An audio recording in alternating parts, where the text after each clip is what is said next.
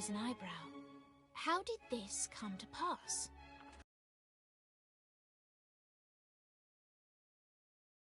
Young lady. Surprise! What is all this? It's your birthday, Kinsey. So? You've never been to a birthday party? No. Oh, like not even growing up? I went to the School of the Americas since kindergarten. We didn't really do birthday parties. But you celebrated Christmas? I don't have to explain myself to you. Oh, Kinsey, this is going to be so much fun. Xinjai made a cake, Jane Austen is here, we'll play some games. What sort of games?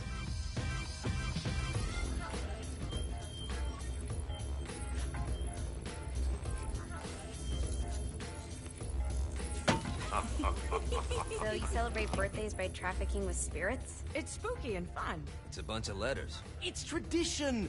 Every slumber party has to involve a spirit board. Slumber party? How's it work? We ask it a question, and the spirit of the board will reveal the answer. How? Yeah, someone pushes the pointy thing to wherever they want. Wait. Can we go back to you and your slumber parties? No time. All right. Everyone put their hands on the cursor. Cursor. I feel the magic already. All right. Will the President/God Emperor for life ever choose a partner to reign alongside them? No. Ooh, someone's getting married. Shut up, Matt. Who will tame the president's wild heart? What are you guys trying to spell? I'm not moving it. That's the spirit, Kinsey. I'm serious. I'm not moving it either. Neither am I.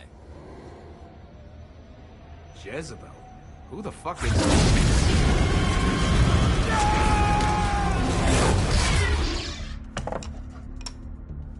Is that not normal? Where'd you get the board? I was going through Zinniak's artifact collection and found it there. Who did it belong to? Alistair Crowley? Christ. Guys? I think it's laughing at us. Fuck this. I think you're a smart enough piece of wood to see where this is going. Now, you ready to cooperate? That's more like it. You think we can trust it? It's not like we got a lot of options. So what's the plan? We mount up and go in after the boss? No, I do.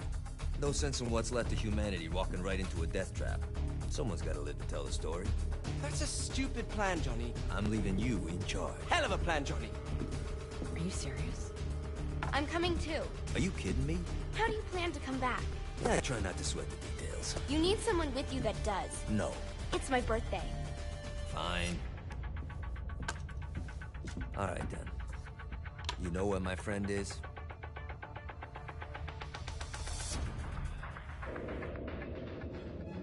True to its word, the spirit board opened up another portal and sent Johnny and Kinsey screaming into hell.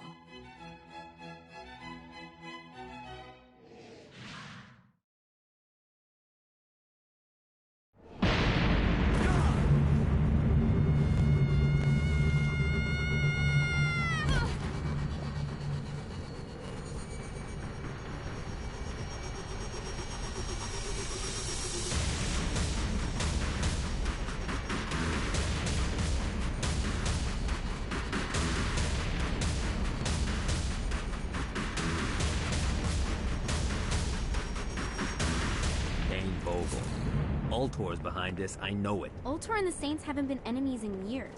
You really think he's responsible? You don't know him like I do. The boss put him through a window for a reason. The reason was the boss was kind of fucking crazy back then. That's a fair point. You know how much easier this would be if we just found a car? You know how much easier this would be if you just gave me a second?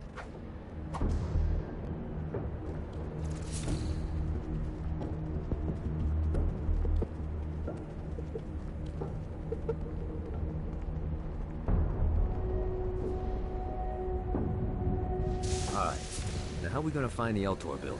Biggest building down here, giant Ultor sign on it. I don't think this is a problem. I'll buy that.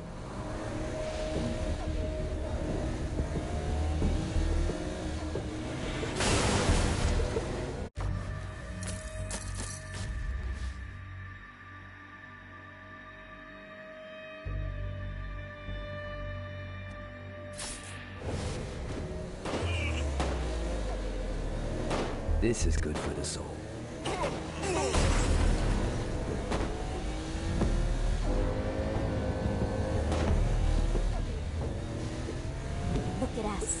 Kinsey Kensington and Johnny Gat driving together on a birthday adventure. Are you always this excited? Generally, I'm a misanthrope. I get it.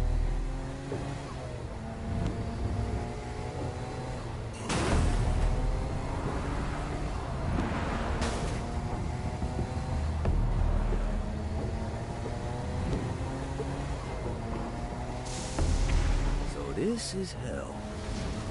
Not as bad as I thought. Kind of reminds me of Steelport.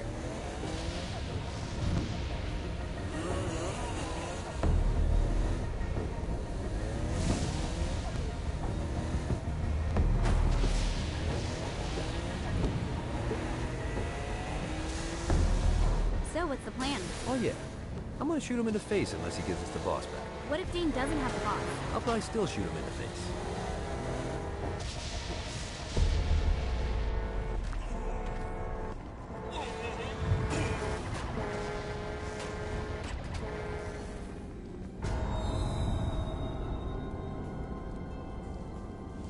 Welcome to hell. Shouldn't you have a receptionist? Such is the plight of eternal damnation. I have a feeling you didn't come here to catch up. Let's talk in my office.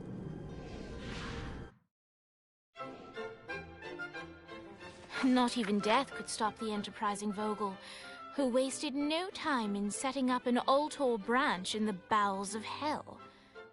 Dane was eager to fill Johnny in on the ever-shifting politics of land rights in the underworld.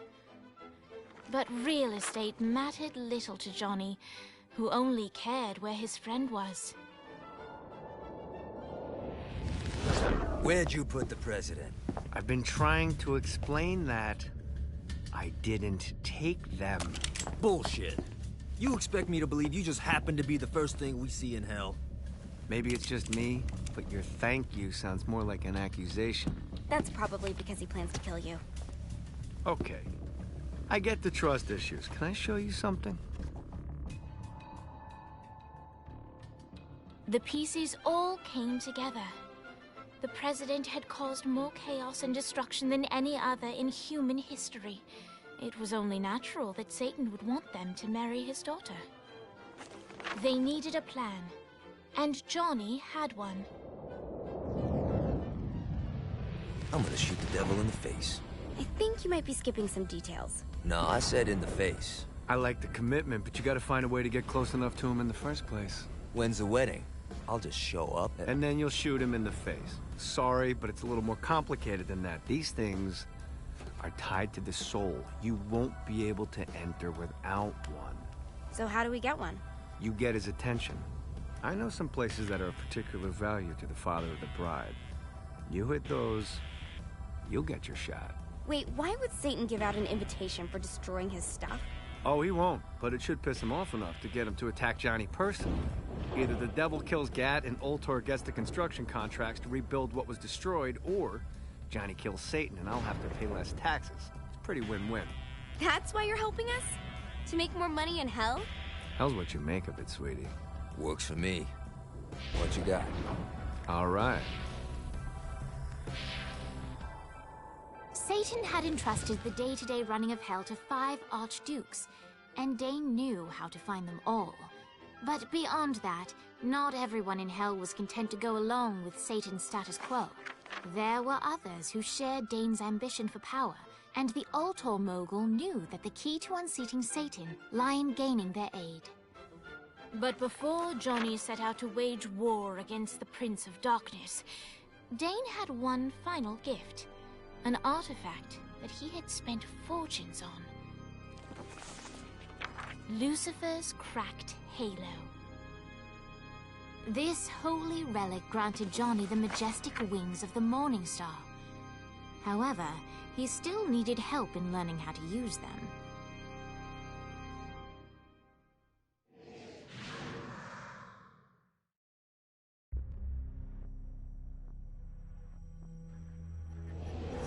Alright, you got me out in the sticks, now what? Would it kill you to show a little excitement? You're about to experience angelic flight, for Christ's sake. Dane. Someone needs a nap. Just collect some soul clusters and power up the halo. You'll be flying around in no time. Great. Now you should have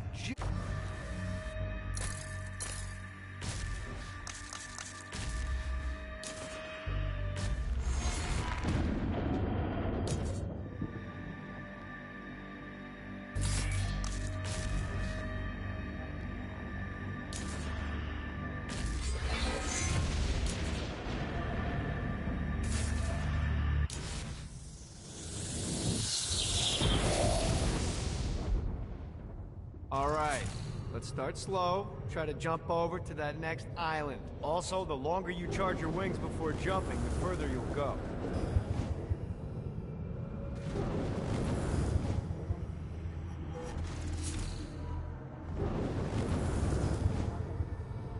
Hey, you didn't fuck it up. Good job. Now get up that cliff.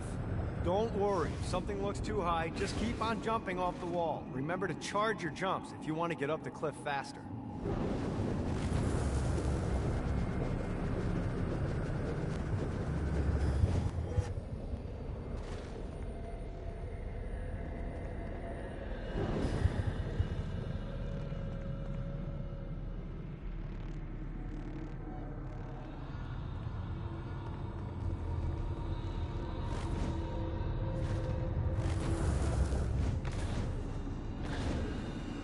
Now it's time to fly. You heard of crawling before walking? Well, in this case, you need to jump before you can fly. Launch yourself in the air with a jump, and then hold your wings out to glide to that next island. I put out some orbs to show you the path. You'll have to dive to reach the next island. Do that by pointing your head down. Don't worry, the rest of your body will follow.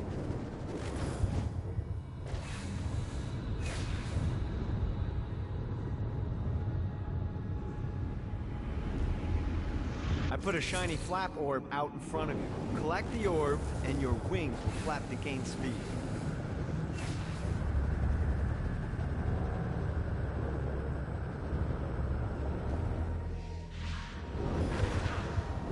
You missed the orb, dude. Let's try this again.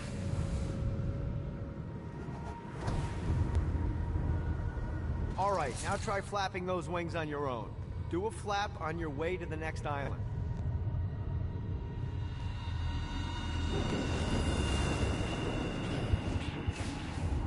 Woo!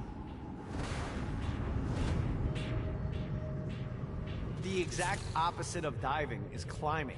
Climbing will slow you down and eventually cause you to stall. And trust me, stalling sucks. You can flap while gliding to gain additional speed. So the faster you're going, the higher you can fly. Now try to reach the island up there.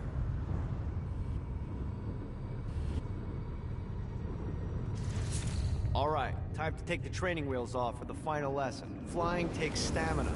If you run out in midair, you are going to drop like a rock. A stupid, stamina-less rock. Last island is right under those lava falls. Notice how your stamina drains. Let's get you back to the Ultor building. I want to run through all the stuff you can do to hurt Satan. Sure thing. See you soon. Here's the deal. If you want some FaceTime with Satan, you need to get his attention. Now, Satan hates being challenged, so anything you do to undermine his control is good. Fraud, mayhem, shooting demons in the face, anything. You can keep track of Satan's wrath with this handy meter. Get it high enough and you'll be having drinks with Big Red in no time. I've compiled a list of shit to do, so take a look and do whatever sounds fun. Oh, one more thing. We have some potential allies down here. Trust me. You want to impress them.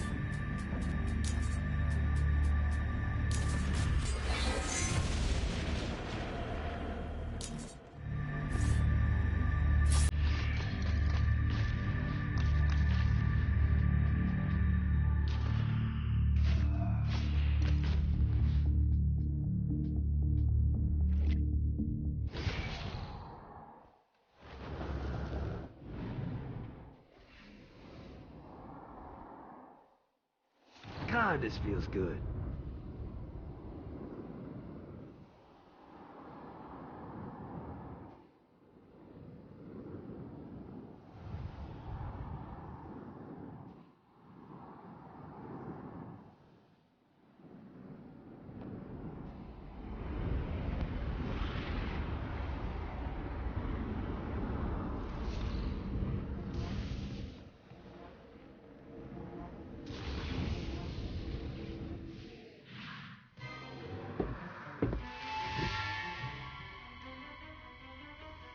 abandoned ship! We've been boarded! Get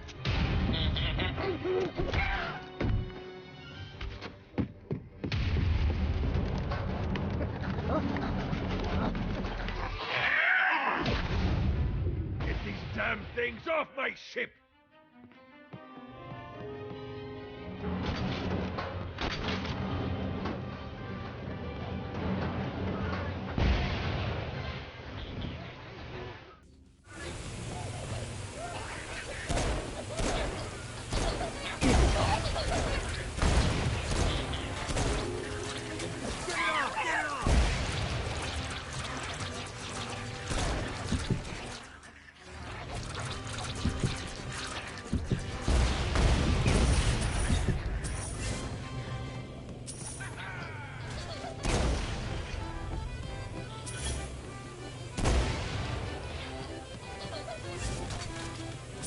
Note to self, find a way to control lightning.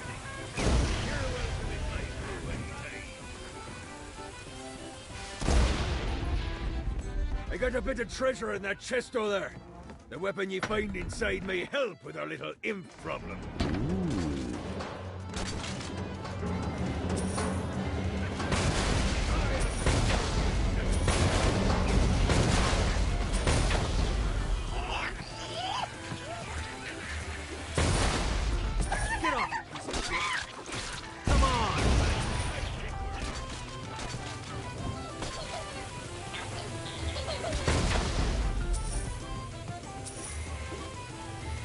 I summoned these imps to serve as my crew.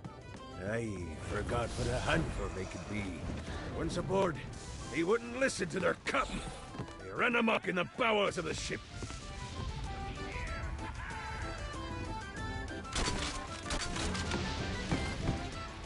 Fighting little bastard. You're welcome in my crew anytime.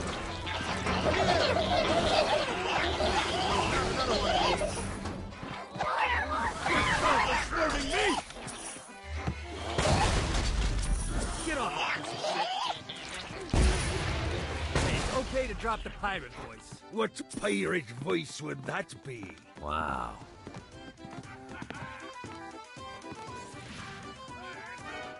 Zinyak's destruction of Earth had a profound impact on the afterlife. To heaven, it was a logistical nightmare. St. Peter's meticulous nature drove purgatory wait times to unbearable levels. Meanwhile, in hell, where souls in pain were used as currency, it created a new era of prosperity for the wickedly enterprising. This economic boon resulted in the coffers of hell to be overflowing, which in turn piqued the interest of the most notorious man that sailed the seven seas.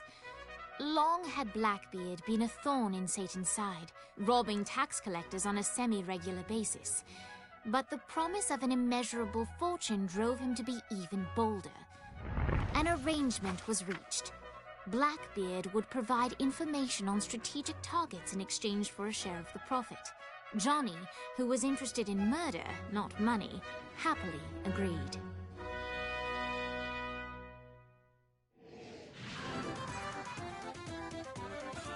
Grant ye the ability to summon my crew whenever they're needed.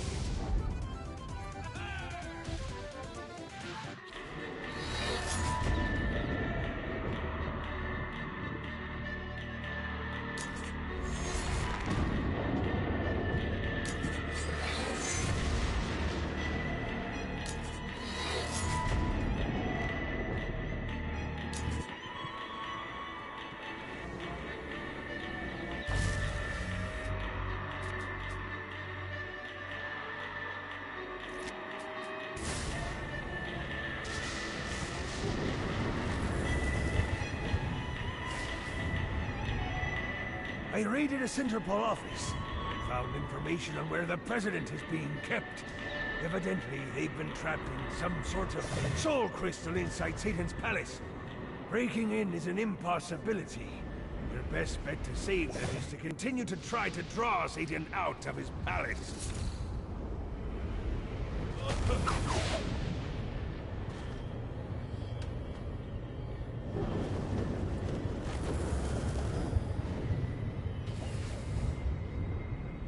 Gotta pick it up.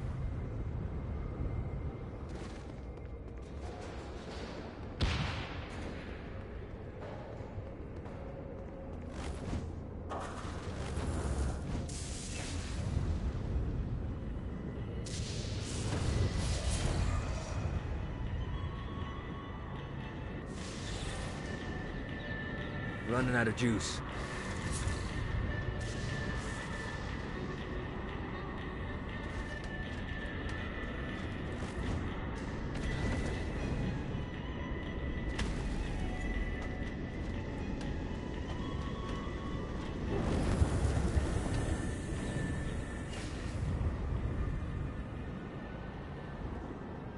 Yeah!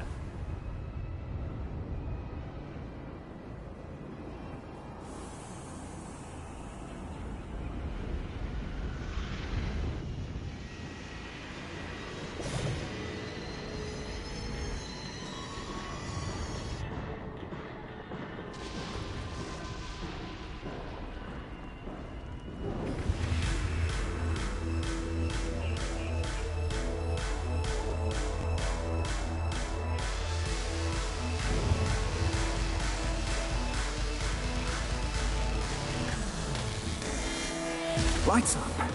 William Shakespeare, humanity's greatest playwright, and hell's most diabolical purveyor of entertainment, looks on as a brave mortal on an Orphean quest enters. The bard's interest is piqued, and he looks to test his visitor's mettle.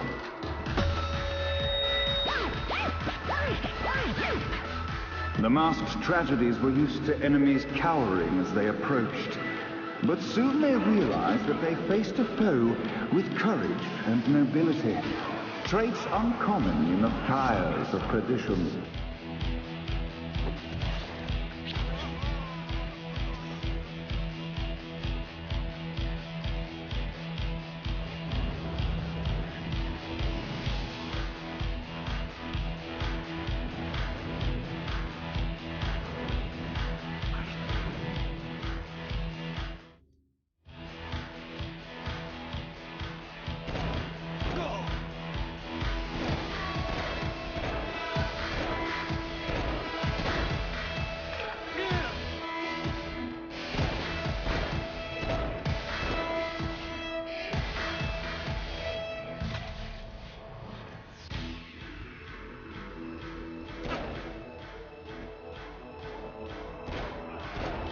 The inciting incident resolved. The time had come for rising action.